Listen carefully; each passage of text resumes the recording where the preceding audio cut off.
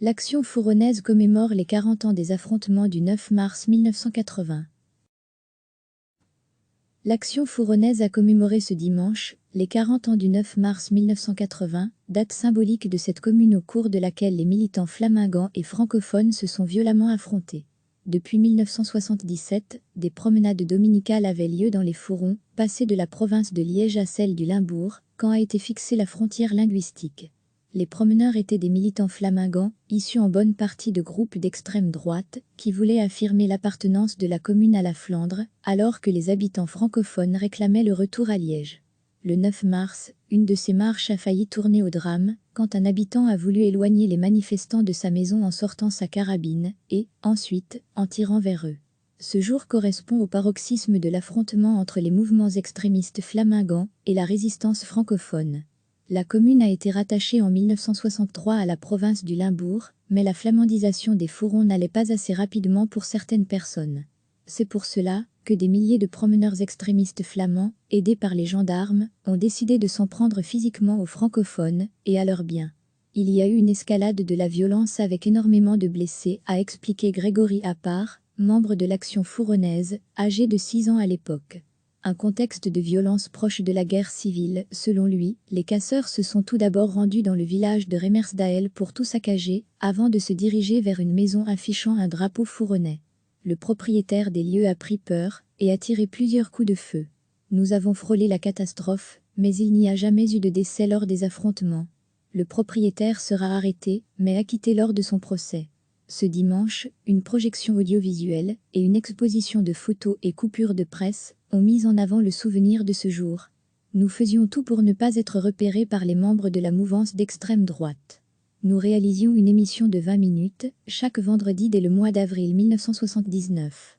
Lors de cette journée particulière, les assaillants voulaient s'en prendre physiquement aux francophones, par l'intermédiaire de citoyens connaissant nos adresses. S'est souvenu Nico Drevant, à la tête d'une radio pirate à l'époque et bourgmestre des Fourons de 1988 à 1994. Depuis de nombreuses années, les 6 villages de l'entité connaissent une vie beaucoup plus paisible.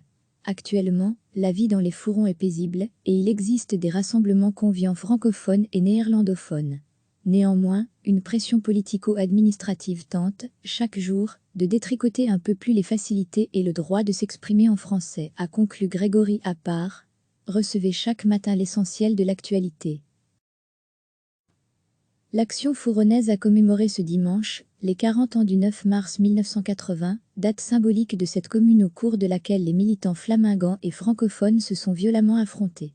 Depuis 1977, des promenades dominicales avaient lieu dans les Fourons, passées de la province de Liège à celle du Limbourg, quand a été fixée la frontière linguistique.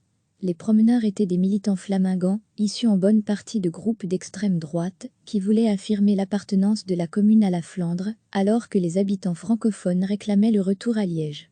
Le 9 mars, une de ces marches a failli tourner au drame, quand un habitant a voulu éloigner les manifestants de sa maison en sortant sa carabine, et, ensuite, en tirant vers eux. Ce jour correspond au paroxysme de l'affrontement entre les mouvements extrémistes flamingants et la résistance francophone. La commune a été rattachée en 1963 à la province du Limbourg, mais la flamandisation des Fourons n'allait pas assez rapidement pour certaines personnes. C'est pour cela que des milliers de promeneurs extrémistes flamands, aidés par les gendarmes, ont décidé de s'en prendre physiquement aux francophones et à leurs biens. Il y a eu une escalade de la violence avec énormément de blessés, a expliqué Grégory Appart, membre de l'Action fouronnaise, âgé de 6 ans à l'époque. Un contexte de violence proche de la guerre civile, selon lui, les casseurs se sont tout d'abord rendus dans le village de Remersdael pour tout saccager, avant de se diriger vers une maison affichant un drapeau fouronnais. Le propriétaire des lieux a pris peur et a tiré plusieurs coups de feu. Nous avons frôlé la catastrophe, mais il n'y a jamais eu de décès lors des affrontements. Le propriétaire sera arrêté, mais acquitté lors de son procès. Ce dimanche, une projection audiovisuelle et une exposition de photos et coupures de presse ont mis en avant le souvenir de ce jour. Nous faisions tout pour ne pas être repérés par les membres de la mouvance d'extrême droite. Nous réalisions une émission de 20 minutes, chaque vendredi dès le mois d'avril 1979. Lors de cette journée particulière, les assaillants voulaient s'en prendre physiquement aux francophones, par l'intermédiaire de citoyens connaissant nos adresses. S'est souvenu Nico Drevant, à la tête d'une radio pirate à l'époque et bourgmestre des Fourons de 1988 à 1994. Depuis de nombreuses années, les 6 villages de l'entité connaissent une vie beaucoup plus paisible. Actuellement, la vie dans les fourrons est paisible, et il existe des rassemblements conviants francophones et néerlandophones.